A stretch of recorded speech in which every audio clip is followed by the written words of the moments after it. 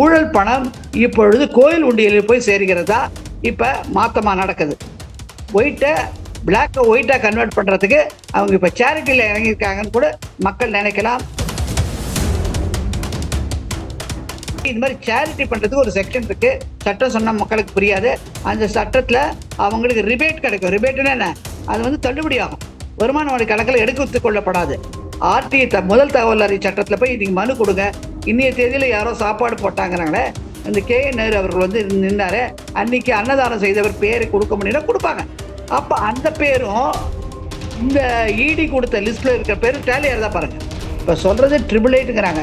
அந்த கணக்கில் வந்து கோடி கணக்கில் 8,800 8,888 அந்த வழக்கு கோடி கணக்கில் அங்கே ஊழல் நடைபெற்றிருக்கு. பண பரிவர்த்தனை மாற்றம் நடந்திருக்கு. இந்த விஷயத்தை கொண்டு தான் தமிழக பாஜகவின் முன்னாள் மாநில தலைவர் திரு அண்ணாமலை IPS அவர்கள், அவர் ஒரு விஜிலன்ஸில் அமைப்பிலலாம் இருந்தவர். அதாவது என்ன சொல்கிறது, இன்டெலிஜென்ஸ் விங்கெல்லாம் நல்லா தெரியும். அதை பார்த்தோன்னா அவருக்கு இந்த சமாதானம் தெரியவே அவர் முதல்ல அவர் தான் இந்த தகவலை வெளியிட்டார். வெட்டியதுக்கு அப்புறம் பார்த்தாங்க தீ பிடிக்கிற மாதிரி பிடிச்சது. தேர்தல் நெருங்க அவருக்கு பயம் ஜாஸ்தியாகிவிட்டது. என்ன பண்ணுறது தெரியல. இங்கே போகிறாரு, அங்கே போகிறாரு, ப்ரெஸ்ஸாக விட மாட்டேங்கிறாங்க. நீங்கள் பத்திரிகையாளர்களும் அவரை கிடுக்கி இப்படி போடுறீங்க. அவர் இப்படியே தப்பிச்சு போகிறாரு. ஆனால் காலங்கள் பதில் சொல்லும். அவரால் நிச்சயமாக தப்பிக்க முடியாது.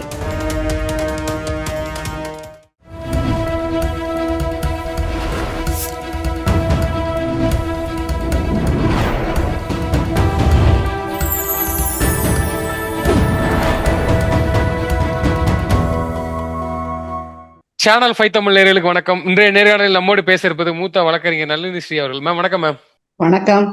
மேம், அண்ணாமலை அவர்கள் வந்து 888ன்னு சொல்லி ஒரு நம்பர் சொல்லி ஒரு ஊழல் குற்றச்சாட்டை வச்சாங்க, பார்த்திருப்போம். KN நேரு அவர்கள் மேலதான் நேரடியான குற்றச்சாட்டு. உள்ளாட்சித்துறையில் நடந்த ஊழல் குறித்து பேசியிருந்தாங்க. இப்ப பத்திரிகையாளர் சந்திப்பிலே KN நேரு அவர்கள் ஒரு பதட்டத்தோடு ஒரு பயத்தோடு பேசுறாங்க. மேம், அதை எப்படி பாக்குறீங்க? உள்ளாட்சி தேர்தல் அப்படி என்ன மேம் நடந்துச்சு? அது என்ன முறைகேடு மேம்? உங்களுக்கும் உங்கள் நேயர்களுக்கும் வணக்கம். கேட்டீங்களா ஒரு கேள்வி, 888. அதாவது 888ங்கிறது ஒரு ஃபேன்சி நம்பரா போயிடுச்சு. அது உள்ளே ஒரு 10ங்கிற ஒரு நம்பர் வரும். நீங்க கேள்விப்பட்டிருவீங்க. 10ங்கிற நம்பருக்கா என்ன நோட்டை வந்து வாட்ஸ்அப்ல அனுப்புவாங்க. அங்க ஒருத்தர் ஒரு ஆள் வருவாங்க, அந்த நோட்டை காட்டுவாரு. டேலி ஆச்சுன்னா அவர்கிட்ட பணம் கொடுங்க. இதை பத்தி குறித்து கூட நம்ம வந்து உங்களுடைய பதிவில் சில நாட்களுக்கு முன்னாடி பேசினோம். அது கொஞ்சம் தான் இப்படி டச் பண்ணிட்டு போனோம். ஆனா இன்னைக்கு இந்த ஊழலை குறித்து முக்கியமாக சமாச்சாரத்துல பேச வேண்டிய நிலைமை இருக்கு. காரணம் என்னன்னாக்க, இன்னைக்கு நேரு அவர்கள், அதாவது நேருனாக்க நான் ஜவஹர்லால் நேரு சொல்ல, KN நேரு அவர் என்ன பண்றாரு, இங்கேருந்து கொண்டு போய் அன்னதானம் எங்க செய்யறாரு? திருப்பதி தேவஸ்தானம் செய்யட்டும், வேணாம் சொல்லல. எல்லா தெய்வத்தையும் வழிபடணும், எல்லா இடத்தையும் சேரிட்டி பண்ணணும், எல்லாரையும் கவனிக்க மறுக்கவே இல்லை. ஆனா அவர் கீழே இயங்குற கீழே அவருடைய சகோதரராக நினைக்கக்கூடிய நண்பராக இருக்கக்கூடிய சேகர் பாபு அவர்களுடைய தலைமையில அறநிலையத்துறை இயங்குது அமைச்சரா.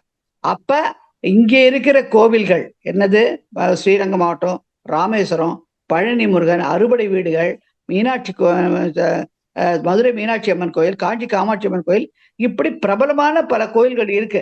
அந்த கோயில்கள் எல்லாம் வந்து மொத்தமா பணத்தை கட்டி ஏன் வந்து அவர் அன்னதானம் செய்யல? அப்ப இந்த பணம் அங்க போகுதுனாக்கா அந்த பணத்துடைய மதிப்பு என்னது? எப்படி அந்த பணம் அங்க உள்ள வருது? வேற ஏதாவது அட்ஜஸ்ட்மெண்ட்டாங்க? நம்ம வந்து கடவுளை குறை சொல்லலை, செஞ்சது கரெக்ட் தான். ஏன் ஊரு விட்டு ஊரு போயின்னு ஒரு சினிமா கூட பார்த்துருக்கேன் நான். ஊரு விட்டு ஊரு, மாநிலம் விட்டு மாநிலம் போறாரு, செய்யட்டும் என்னைக்கு. ஆனா திடீர்னு இதுக்கு முன்னாடி நீங்க பாத்தீங்கன்னாக்கா திமுக அமைச்சர்கள்லாம் அங்கெல்லாம் அன்னதானம் போட்டதா நம்ம கேள்விப்படவும் இல்லை, எந்த விஷயமும் பார்க்கல. புது விதமா இன்னைக்கு ஸ்டார்ட் பண்றாரு KN அவரு. திருப்பதியில போய் அன்னதானம் பண்ணாரு. ஏன் காரணம்? ஏன்னா அவர் வந்து ரொம்ப மன உளைச்சல்ல இருக்காரு.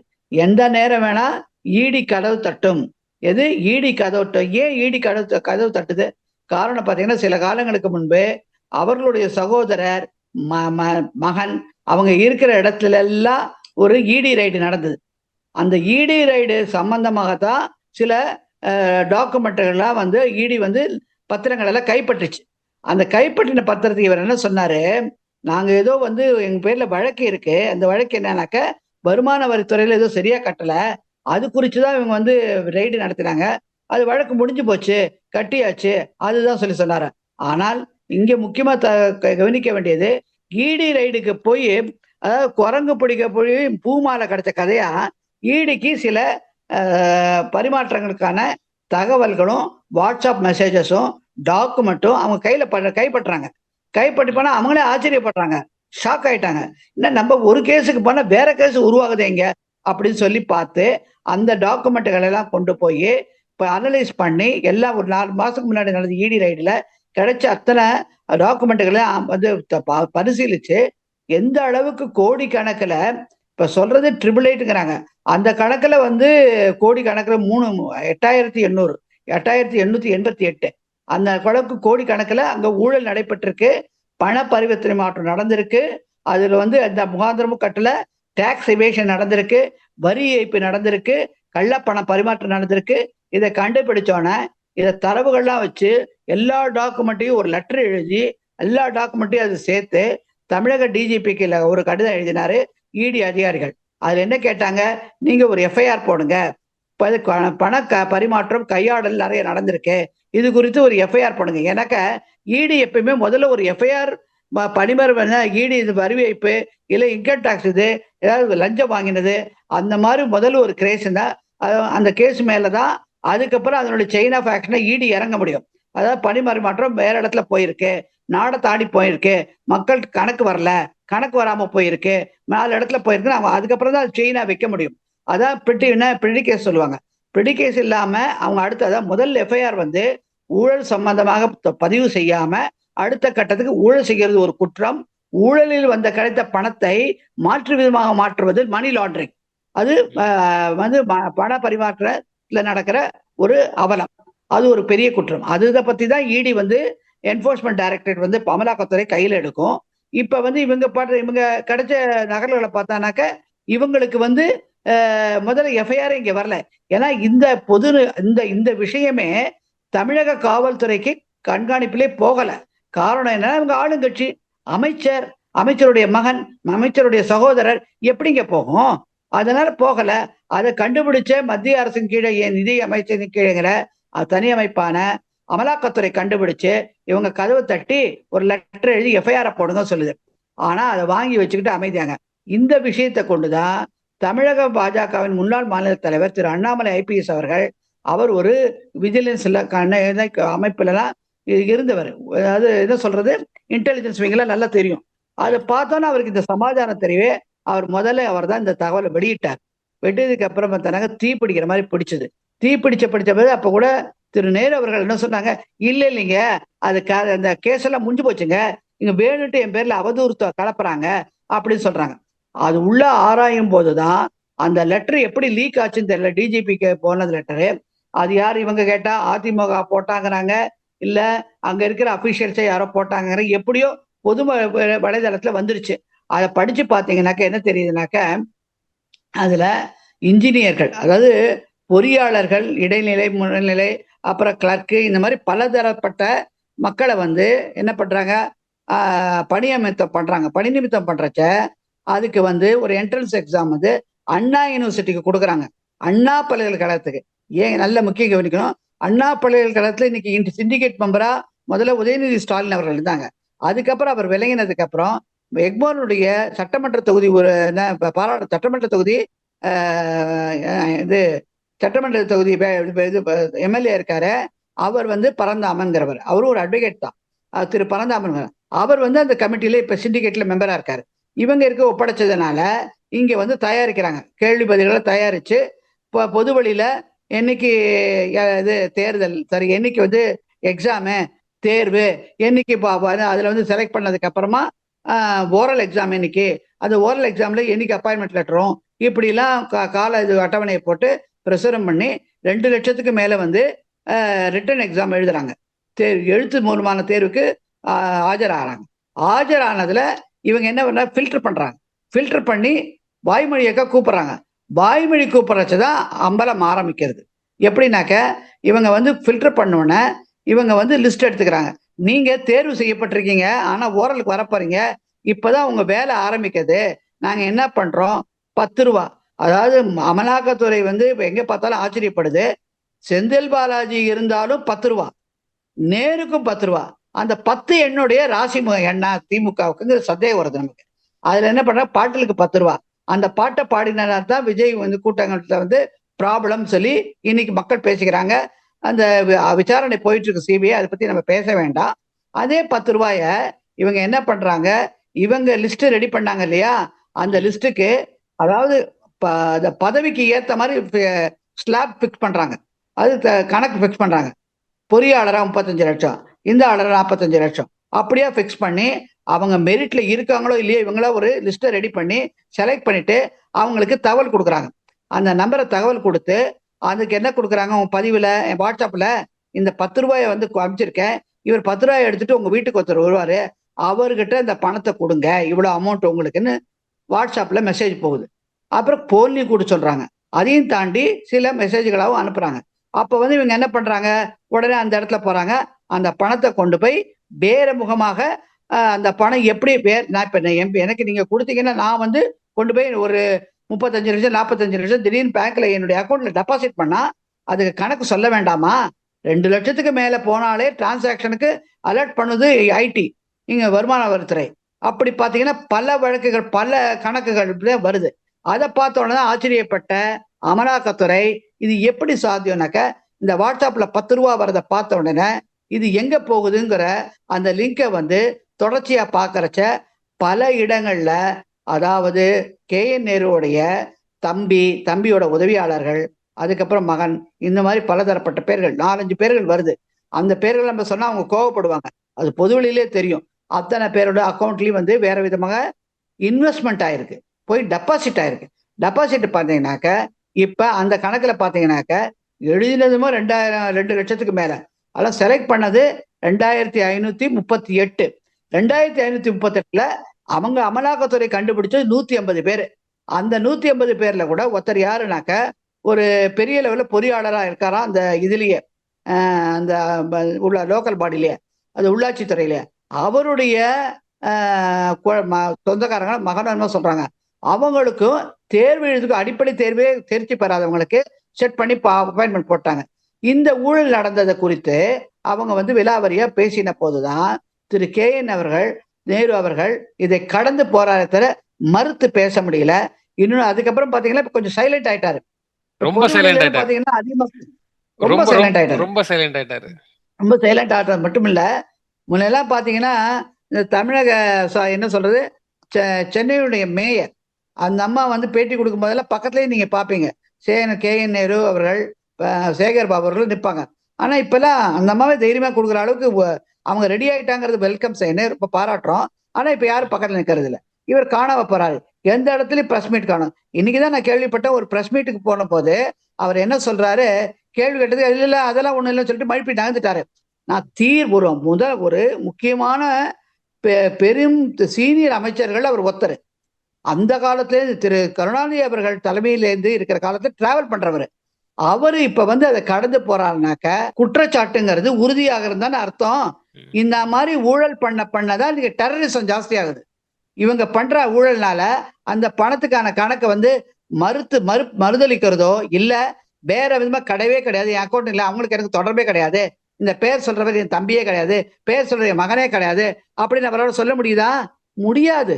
அதனால தான் இன்னைக்கு கொண்டு போய் அந்த ஆண்டவன்கிட்ட வேண்டிக்கிட்டார் போட்டிருக்கு, என்னை எப்படியாவது அடுத்த எலெக்ஷன்ல நிக்கணும், நான் நேரம் இன்னும் 120 நாள் தான் இருக்கு அடுத்த தேர்தலுக்கு, இந்த திமுக ஆட்சி காலம் எண்ணப்படுகிறது, மணி கணக்குலயும் நாள் கணக்குலயும் செகண்ட் கணக்குலயும் எண்ணப்படுகிறது. இல்ல பணம் வந்து கோயில்களுக்கு வந்து அதிகமா கொடுக்கறாரா மேம்? அதாவது என்ன சொல்லுங்க, நான் நல்ல விஷயங்க, கோயிலுக்கு காணிக்க கொடுக்குறாங்க. இந்த இவ்வளவு நாள் இல்லாத அக்கறை இப்ப வருதுங்கிறதா சந்தேகமா இருக்குங்கிறாங்க. அப்படி நீங்க சொல்றது வாஸ்தவம். நீங்க வந்து இத்தனை நாள் இல்லாம புதுசா செய்யற சேரிட்டி பண்றாருனாக்க அவருக்கு வயசு முதுமை வந்துருச்சு, இன்னும் போற காலத்துல புண்ணியம் தேடுவோங்கிற கதையா ஒண்ணு இல்ல, படுத்த கணத்துக்கு இப்ப கணக்கு வருது, சேரிட்டி பண்ணனாக்க ஐடில ரிபேட் உண்டு, அதான் மறுதளிச்சு வேற கணக்குல கொண்டு போவோம் ரூட்டை அப்படின்னு எடுக்கிறாரு. இதெல்லாம் அவங்க ஆடிட்டர்கள் கணக்கு சொல்லி ஆகணுங்க. ஆடிட்டர்களும் கூட்டு வந்து அமலாக்கத்துறையும் விசாரிக்கும், ஐடியும் விசாரிக்கும். இன்னைக்கு நான் கொண்டு போய் திருப்பதி உண்டியல்ல போட்டேன்னாக்க அந்த பணம் வரைச்சா அவங்க கணக்கு வரைச்சா பக்க எங்கேருந்து இவ்வளவு கோடி கணக்குல ஒரு தடவை பாத்தீங்கன்னாக்க கோடிக்கணக்குல பணம் விழுந்திருந்தது. அது எப்படி சாத்தியம் உண்டியல போய் விழுது அப்படின்னாக்க போட்டவர்கள் யாரு? இப்பெல்லாம் அங்க சிசி கேமரா இருக்கு, உண்டியலுக்கு நேரம் நீங்க மொத்த பணத்தையும் கட்டுறது அது ரெக்கார்ட் ஆகும்.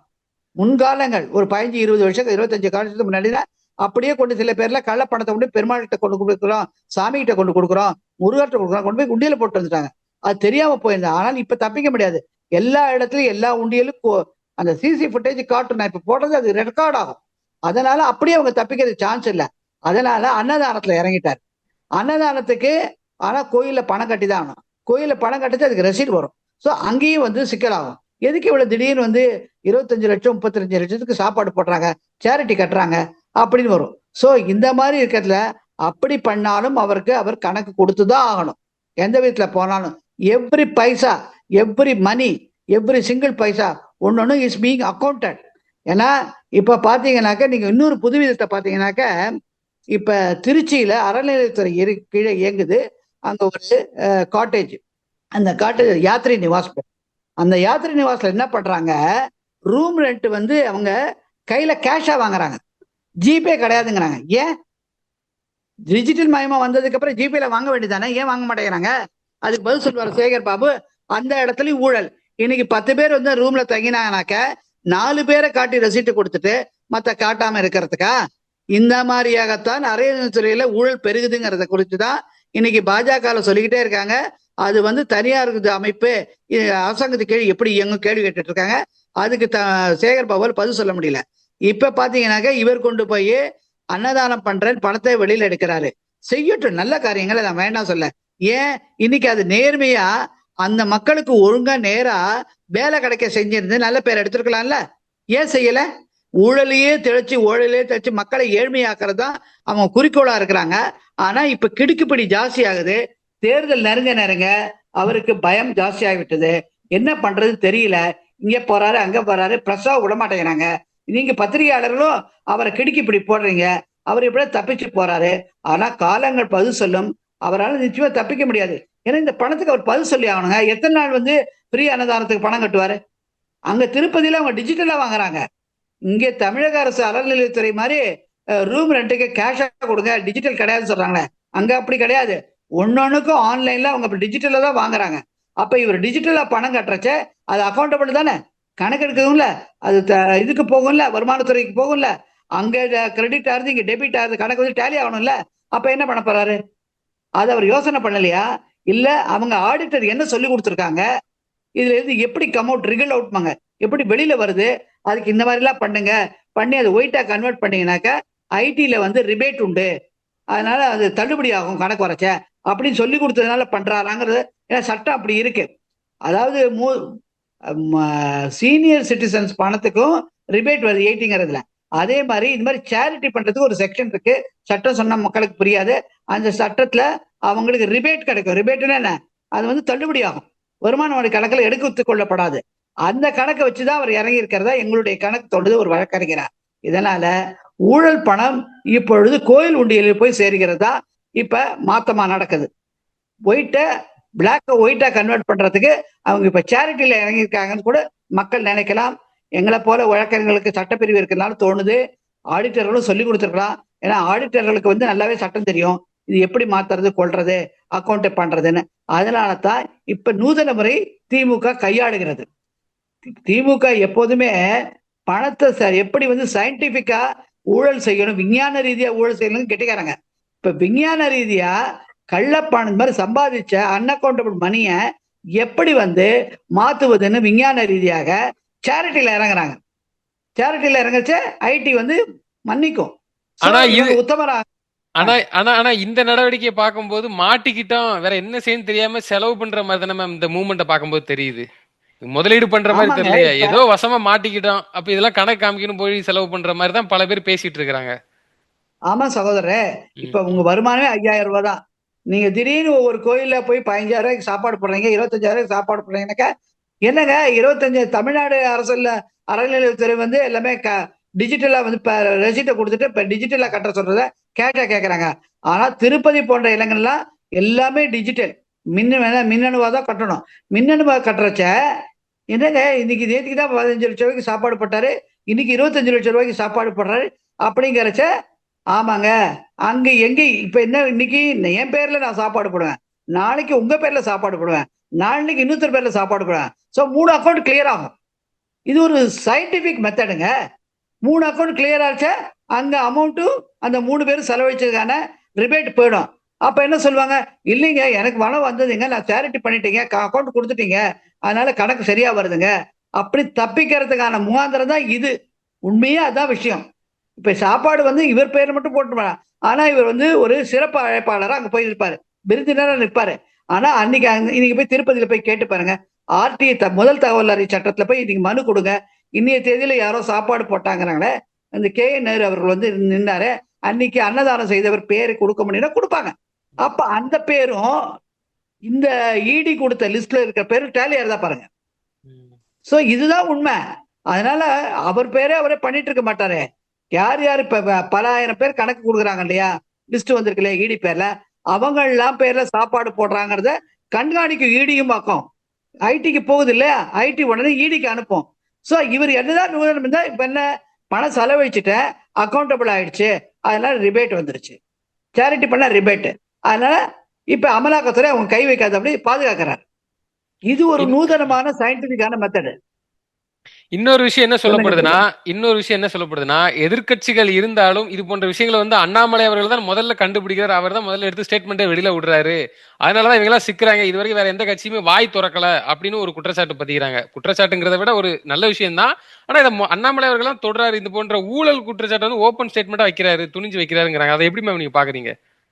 ஆமாங்க, ஊழல்னா ஊழல் தாங்க. ஊழல் இல்லாம சேரிட்டி சொல்லுவாங்களா? ஊழல் தான். ஆனா ஊழல் தான். ஆனா எதிர்க்கட்சிகள் கூட பேசாதத திரு அண்ணாமலை அவர்கள் வந்து எதுக்குமே பயப்படாம இப்படி நடந்திருக்குன்னு அவர் முதல்ல போட்டு விடுறாரு. அத அண்ணாமலையை கண்டு பயப்படுறாங்களே திமுக காரங்க, யாருக்கு பயப்படுறாங்களோ இல்லையோ. நாட்டுப்பற்று. அவர் என்னவா இருந்தார், முதல்ல ஒரு பெரிய காவல் அதிகாரியா இருந்தார். அது வந்து தானாவே நாட்டினுடைய வளர்ச்சிக்கு பாடுபடணும். அப்புறம் காவல் அதிகாரியா இருக்கிறச்ச சில கட்டுப்பாடுகள்லாம் இருக்கு, கவர்மெண்ட் அபிஷியலா இருக்கிறச்ச சில இதெல்லாம் தனக்கு தாண்டி அந்த பவரை தாண்டி பண்ண முடியாது. ஏன்னா அவங்களுக்கு கட்டுக்கோப்பு இருக்கு. அவங்க பதவி ஏற்கனவே சில பிரமாண பத்திரம் மாதிரிலாம் வச்சுதான் எடுக்கிறாங்க.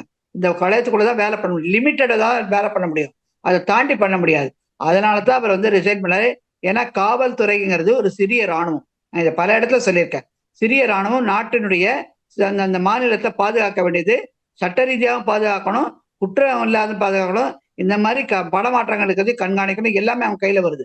அப்படி இருக்கும்போது இந்த மாதிரி இப்ப அவர் இந்த இறையாண்மையை கொடுத்த உடையான சீருடையில இருக்கிறச்ச இந்த மாதிரி எல்லாம் அவர் கண்டுபிடிச்சு பேச முடியாது. ஆனா அதுக்கோசரம் தான் விலகிட்டு நாட்டினுடைய பொருளாதாரம் பாதுகாக்கப்படணும், அதன் மூலம் பல பேருக்கு ஏழை எளியோருக்கான வேலை வாய்ப்புகள் கிடைக்கணும், கிடைச்சு இந்த எல்லாருக்கும் சமமான பொருளாதாரம் இருக்கணுங்க அப்படிங்கிற உணர்வுல தாங்க அவர் வெளியில வந்தாரு. வெளியில வந்துட்டு அந்த உணர்ச்சியிலான நாட்டுப்பற்று இருக்குன்னா இந்த உணர்வை கொண்டுதான் இளைஞர்கள் அவர் சின்ன வயசுல எவ்வளவு கஷ்டப்பட்டு படிச்சாங்க பல இடத்துல சொல்றாரு. எவ்வளவு கண்ணுக்கு பேங்க் கடன் வாங்கி படிச்சேன். காரணம் என்ன, அந்த பணங்கள்லாம் இந்த 67 வருஷமா டிராவல் பண்ணி 1967 இந்த திராவிடத்துல போய் குவியுது. அதனாலதான் இன்னைக்கு பல பேருக்கு படிச்சு முடிச்சு கூட வேலை வாய்ப்பு இல்லாம தமிழகம் முதலிடம் சொல்றாரு. எந்த முதலிடம்? சில பேருக்கு தான் முதலிடம், எல்லாருக்கும் முதலிடமா? இப்ப உங்களுக்கு கூட எடுத்துக்கலாம், நீங்க எல்லாம் ஒரு படிச்சிருப்பீங்க, நீங்க ஒரு தொழில் ஆரம்பிக்கணும் பாப்பீங்க, அதுக்கு முகாந்திரம் இருக்க மாட்டேங்கிறது காரணம் பேங்க்ல போனா 1008 கண்டிஷன் போடுறாங்க, உங்களால முன்னுக்கு வரதுக்கு பார்க்க முடியல, அதுக்கெல்லாம் இந்த பணம் அங்க போயிடுது. அதை உணர்ந்துதான் அவர் வந்து வெளியில வந்தாரு. வெளியில வந்து அவருக்கு ஒரு போலீஸ் நெட்வொர்க்ல இருக்காரு, ஃப்ரெண்ட்ஷிப்ல இருக்கு, சில விஷயங்கள் கேள்விப்படுறாரு.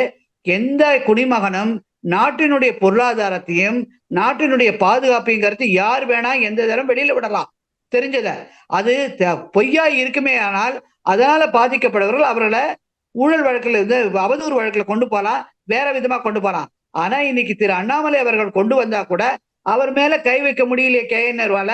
அப்பனா அது உண்மைதானே? உண்மையா இருக்கதானே கம்மன் இருக்காரு.